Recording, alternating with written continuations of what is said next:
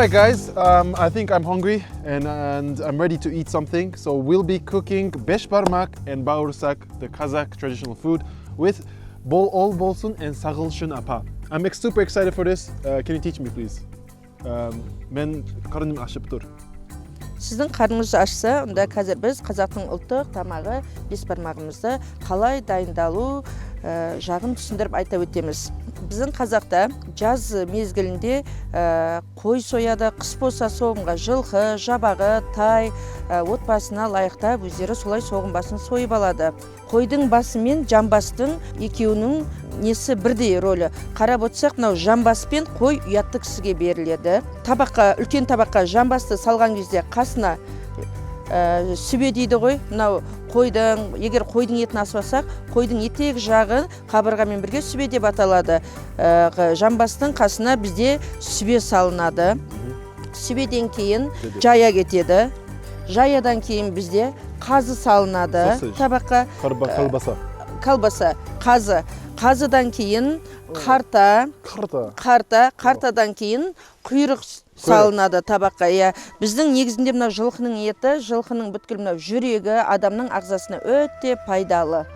Және де қазақта бізде ұятты кісігенде қой сойылған кезде асықты жілік деп аталады. Асықты жілікті үлкен кісілерге беріледі, бүйректі балаға беріледі. Және де асықты жілікті қандай кезде пайдаланамыз? Біз босанбаған әйел болады, бала көтермеген әйел бала асырап алады. Бала асырап бала аяққа тұрған кезде ауылды шақырып, қой сойып асықты жіліктен ет асып, үлкендерге беріп батасын алып той жасаған. Окей. Дайынсың ба? Дайынбыз. Қазір осыны қалай дайындалуын көрсетеміз біз. Бірінші етті біз жақсылап жуып аламыз. Қазанға салмасы бірінші жамбасты, тұздалған ет бұл. Тұздалған бізде қазақта сүрленген, соғым басы, осыны күн суықта көбінесе бізде жылқының етін қыста жейді.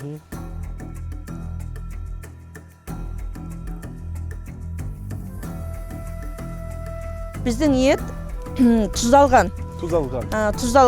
Бізде қазақта етті тұздайды. Тұздалмаған ет, ол тұздалса, ол дәмді болады. Жылқының етін бізде қазір жастардың бәрі үйренген ғой, мороженке салады. Жылқының еті негізінде суықты ұнатпайды. Ол жел қақтырып, бізде сүрлеу үшін жайып, жинап, мынау ұнға аунатып, қысқа солай сақтаған. Ол өзінің бабында болады, өте дәмді болады. Мынау етіміз қайнап шықпай, біз ешқандай тұз самаймыз. Қайнап шыққанда тұздың дәмі шығады, соған қарай, татымына қарай тұзды сонда саламыз. Now we are making the beshbarmak pasta, like the pasta, I guess, like think under it you have this kind of like pastry pasta like kind of thing. So we're now making that. So beshbarmak is now getting ready, but now I guess the carbs. We're making the carbs. Ендігі бешбармақтың, мына етіміз асылып жатыр ғой, бешбармақтың қамырын илейміз. Су құямыз. Қамырды зуаламен өлшеген бізде. Қазақта міндетті түрде зуаламен өлшейді. Бір зуала, екі зуала деп, бір зуаламыз біздің 5 адамға бір табаққа деп есептеледі. Тұзды судың мөлшеріне қарай саламыз. Татымды болу керек. Қамырымыз езілмес үшін тұзы кем болмау керек және де. Неғұрлым жұмыртқасы. Бір зуалаға бір жұмыртқа дейді, бірақ 2 жұмыртқа салсақ, қамырымыз сап-сары, әдемі болып, езілмей дәмді болып піседі. Wow, you mix it up with the hands. Beshbarmak, you eat it with your hands, and also when you make a pastry, you use your 5 fingers. Okay, wow, not using any like a scale. Бізде қазақта таразыға салмайды, көз мөлшер деген бар. We put in egg, water, salt, and flour. That's it right now. Very simple. Қатты. Егер жұмсақ болса, бұлай ұн алып сепкілеп отырып, осылай қатты зуалап шығарамыз. Осылай күшті салып елейміз, жақсылап. Басын біріктіреміз, қамырдың осылай басын біріктіреміз. Wow. I feel the love coming in.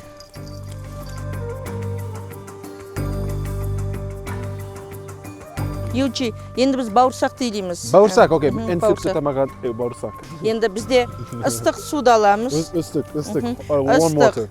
Кипяток. Ыстық суымызды аламыз да, бұнда көз мөлшермен ыстық суымызға міндетті түрде тұзын татымды қып саламыз. 10-15 грамм деп өзінің мөлшеріне қарай 10 grams, huh? аштықымызды саламыз.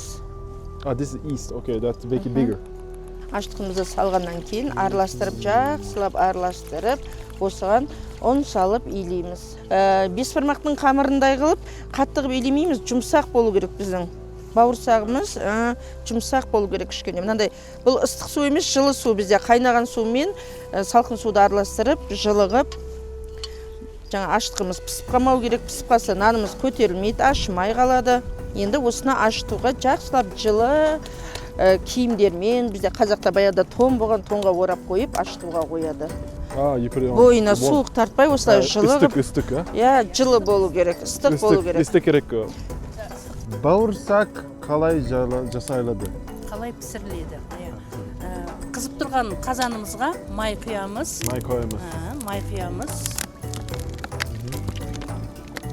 О, көп. Көп құямыз, көп құямыз. The whole packet. I didn't include that. The whole packet is inside now. Көп құямыз. Майдың қызғанын күтеміз енді. Міне қамырымыз ашыды.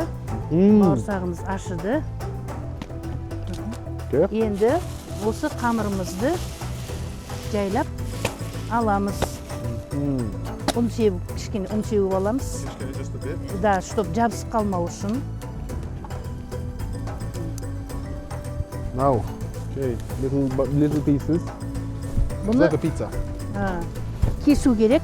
Әр түрлі пішінде кесуге болады.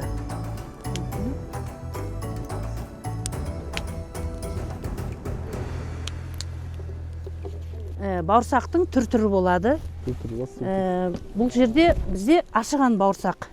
Ашыған қамырдан бауырсақ. Бұны ақ бауырсақ деп атайды. Бізде қазақта ши бауырсақ, ашыған бауырсақ, ақ бауырсақ деп, шелпек деп бөлінеді. Кішкене көтерілгенше қоямыз. Көбігін аламыз. Еужин, міне біздің етіміз қайнап шығып келе жатыр. Сақырлап қайнамай жатып, біз мына көбігін, сапыры, You take away the bad part. көбігін, міндетті түрде еттің көбігін аламыз. Мынау бізде самаурын. Самаурын. Бұған қазақта шай қайнатқан. Шай қайнату үшін ішіне су құяды. Мына ішінде су құяды. Отынды мына жеріне салады. Міне. Ыстық шай үшін. Ыстық бауырсақпен шай ішеміз. Ыстық бауырсақ пен шай ішеміз. Шай ішу керек, я? Шай ішу керек. Бауырсағымыз дайын болды. Ашып көтерілді. Енді қызған майымызға саламыз. Salamız. Salamız.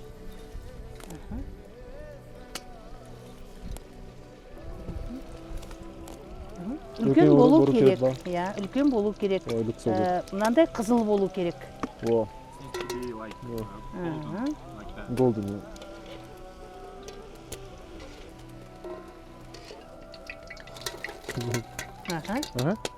It looks so good already. Man, I want to eat this one piece. Wow. Really hot. The outside is crispy, inside is very like bread, like you can feel the good texture. I mean, very nice, munchy. I would say. Very nice.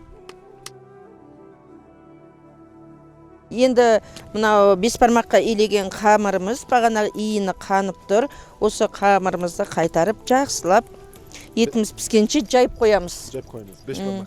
Бесбармақтың қамыры. Жақсылап осыны жаямыз.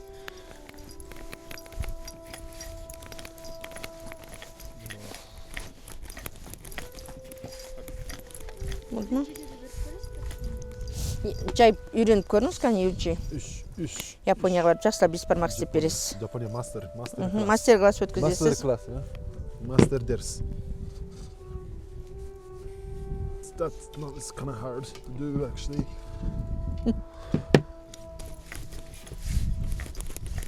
Wow. So it's slowly getting thinner. So it's been 3 hours since we cooked, and now it's time to eat. Biz James, yeah? ет жейміз. Et jeymiz ya, 5 parmak. Ya. 5 бармақ. Wow. You can tell like wow, it looks like it's really soft now. It's been there for 3 hours, so I'm sure it's soft. Wow, it's so big. Oh my god. That's huge. Ah. Look at that. It's huge. God.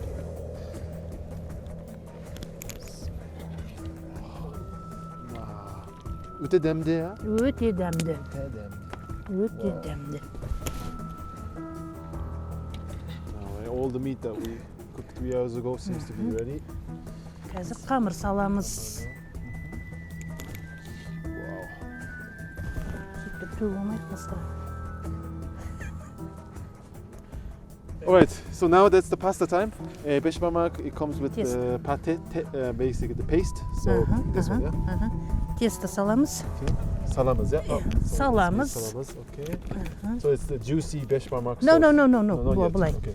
Біреу-біреуден. Біреу-біреуден. Bir-бірден. Bir-birden. Bir-бірден. Bir-birden. Bir. Bismillah. Ve bari, ya, bari. Bari sayılamız. Половина. Soğuk ya. Суық. 10 minut pişirdi. 10 minutes. Homemade beş parmak. O. It's nearly ready. Homemade. I've never tried homemade beş parmak, so I'm very excited about this. Insanely. Let's try this. Жақсы. Неге уй beş parmak жақсырақ? Енді үйде жасаған беш бармақ қолдан илейсің, қолдан бәрін қолдан жасағаннан кейін дәмдірек болады. Ресторанда уақытқа жұмыс істейді. Уақыт, банкеттің уақыты, той, да, уақыт жоқ. Сондықтан оны тез істеу керек. Уй beş parmak вақыт көп, я? Көп. Көп вақыт. Өте дәмді. Асықпай, әдемілеп, Жақсы. дәмін келтіріп пісіресің. Кел оғлым, мынаны ұста. Жин кел. Wow. Now it's time for the taste. I never saw how this was made. Man, this is crazy. I see. Давай, чуть ниже. Ниже. Ниже. Орысша жақсы түсінеді екенсің. Орысша, қазақша жақсырақ. Сөйлеу керек. Бисмиллахиррахманиррахим. Ал, болды. Болды? Болды. Мынаны қазір басқа табаққа. Өте дәмді. Дайыман. Let's try one of this, yeah?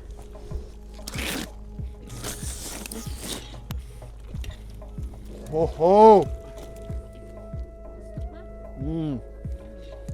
This is very жақсы. You can feel the salt, you can feel the broth. Amazing. Şimdi biz Kazak uyuz oturuyoruz. Biz çay içemiz ya. Çay alыңыз апасы. Бірінші қонағымызға берейін. Birinci konak үшін. Бізде қазақта бірінші ер адамға берсе, малымыз жаңа тоқты, қошқар, ер бала туылады әулетте деп айтылады ғой. Қыз балаға берсек, өсіп өнсін десе, қыз бала көп туылсын десе, ер адамға бірінші шай беріліп жатады, е. Ал ыстық шай алып отырыңыздар. Ас болсын.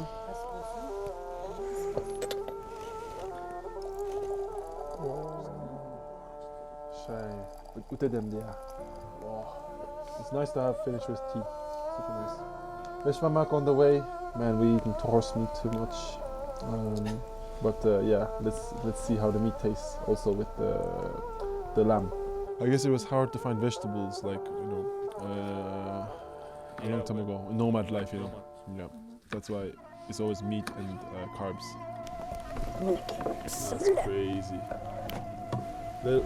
Let's just try this, yeah? Jaya. Okay. Jaya деген. Try it.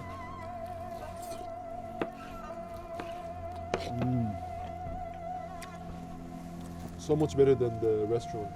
You can really taste every like meat in the meat. It's very chewy. You should try this, Ashkin. Okay. Wow, it's really good. Қазақтың ұлттық тағамы. Қазы. Жеңіздер. Қазы. This is the sausage, yeah? Қазы. When I taste beshbamak, I think of Kazakhstan and I feel at home. Теста қамырдан жеңіздер. Сорпасынан құйып бер. This is the taste, the paste. Let's try this. Сорпа.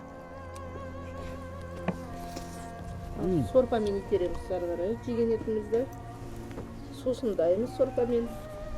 Wow. I can taste the curd. I like the soup. Just what you need in a really cold environment outside. When you come into yurt, you drink the soup and beshbamak. Wow, that's the only thing I want right now. Alright guys, if you want to eat beshbamak, don't eat it at the restaurant. Go to someone's house, a Kazakh friend's house, and eat beshbamak, and you'll taste the real beshbamak there.